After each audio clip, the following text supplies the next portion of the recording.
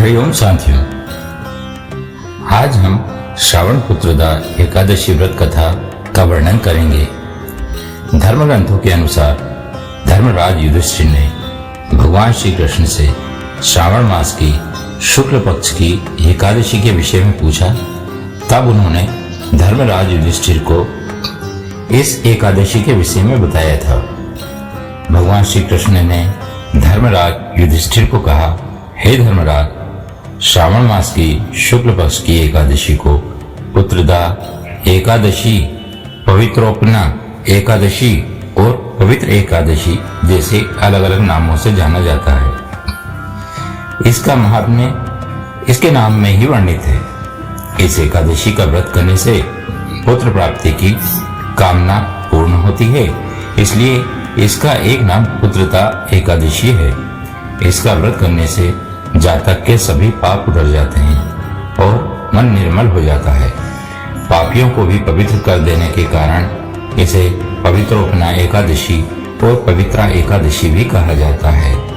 इस एकादशी की व्रत कथा और महात्म्य कहने और सुनने से ही वाजपेयी यज्ञ के समान पुण्य फल प्राप्त होता है। फिर भगवान श्री कृष्ण ने कहा, हे धर्मराज, अब मैं आपसे पुत्रदा एकादशी की कथा कहता हूँ, आप ध्यान से सुनिए। प्राचीन काल में महिष्मती नगर पर महिजीत नाम का एक राजा राज्य करता था। वह बहुत ही धार्मिक, कर्तव्यपरायण, न्यायप्रिय और संतान के समान प्रजा का पालन करने वाला राजा था। उसके राज्य में प्रजा सुख और आनंद का अनुभव करती थी, किंतु राजा महिजीत के कोई संतान नहीं थी। इस कारण वो बहुत दुखी रहते थे। इस दुख के कारण उनको किसी भी चीज में आनंद का अनुभव नहीं होता था। उनको ऐसा लगता था कि बिना पुत्र के मनुष्य अपने पितृ ऋण से पूर्ण नहीं हो सकता है। बिना संतान के मनुष्य ना तो इस लोक में सुख का अनुभव कर सकता है और ना ही परलोक में सुखी रह सकता है। इसी दुख और चिंता के कारण राजा हमेशा चिंतित रहता। राजा ने पुत्र प्राप्ति के लिए अनेक प्रकार के उपाय किए, परंतु उसकी मनोकामना पूर्ण नहीं हुई। धीरे धीरे समय व्यतीत होता जा रहा था और राजा की चिंता और गहरी होती जा रही थी। राजा ने अपने मंत्रियों और गुरुजनों को बुलाकर अपनी चिंता बताई। राजा ने उनसे कहा कि मैंने कभी प्रजा पर अन्याय नहीं किया, हमेशा उनसे अपनी संतान के समान प्रेम किया, कभी अनुचित ढंग से धन अर्जित नहीं किया, हमेशा ब्राह्मणों को दान देकर संतुष्ट किया, यज्ञ आदि धार्मिक कृत्यों के द्वारा देवताओं को प्रसन्न करने का प्रयास किया है। मैंने कभी किसी का धन नहीं छीना, कभी किसी से घृणा नहीं की, हमेशा सत्य और न्याय का साथ दिया है।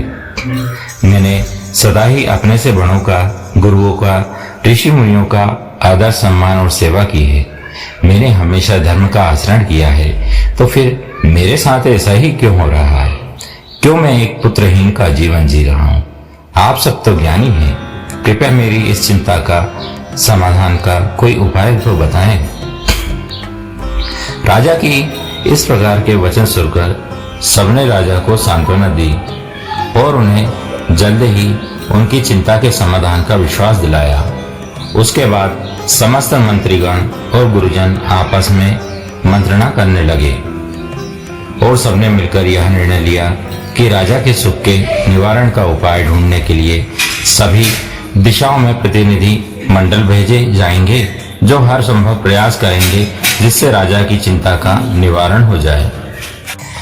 ऐसा विचार करके शीघ्र ही प्रतिनिधि मंडल बनाकर चारों दिशाओं में भेज दिए गए।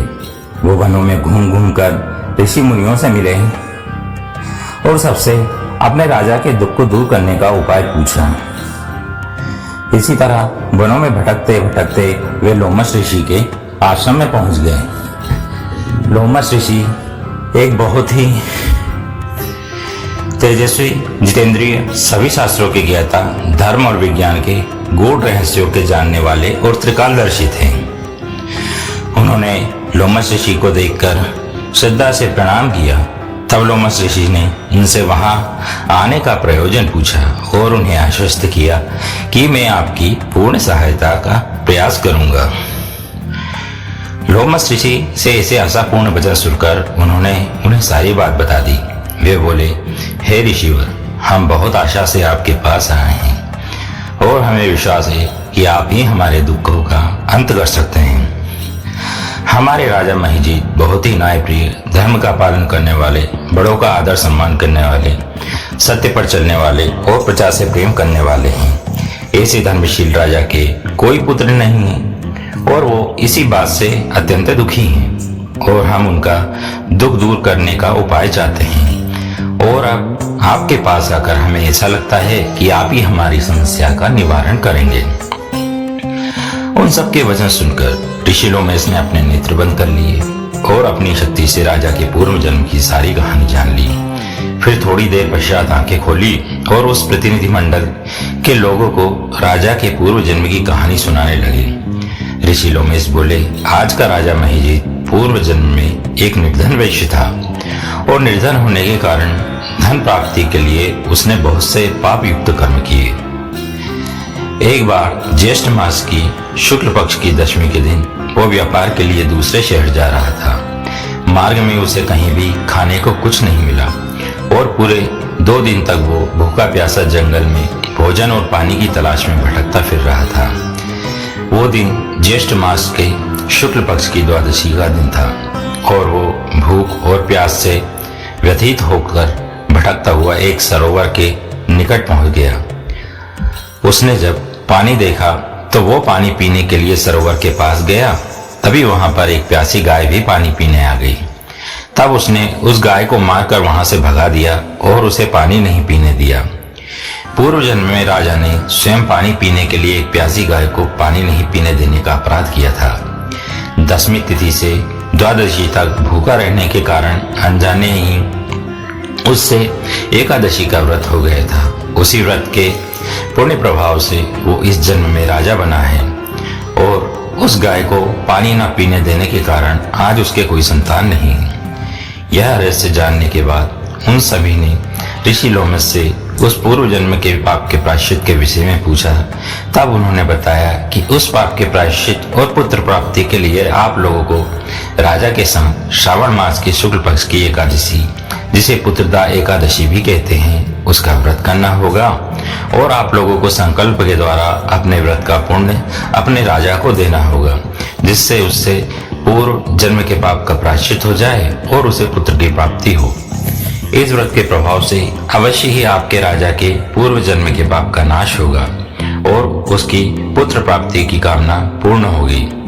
ऋषि लोमस के कथनानुसार उन सभी ने पूरी प्रजा के साथ पुत्रदा एकादशी का व्रत किया और रात भर जागरण किया।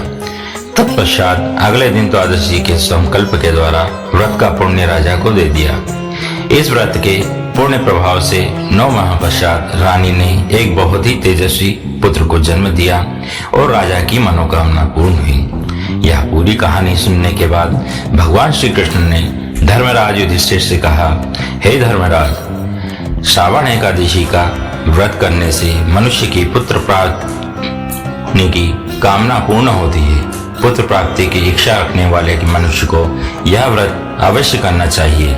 इस व्रत की कथा पढ़ने और सुनने से ही जातक के समस्त पापों का नाश हो जाता है और वो इस लोक में सुख भोग कर अंत में मोक्ष को प्राप्त होता है। तो साथियों, आज यानी 27 अगस्त 2023 को पुत्रदा एकादशी है। अगर आपको मेरी जानकारी अच्छी लगी है तो मेरे YouTube चैनल मेरी आवाज को सब्सक्राइब करें और इस जानकारी को अधिक से अधिक लोगों के साथ शेयर करें। मेरे इस वीडियो को लाइक करें और कमेंट करें। तब तक के लिए हरि ओम।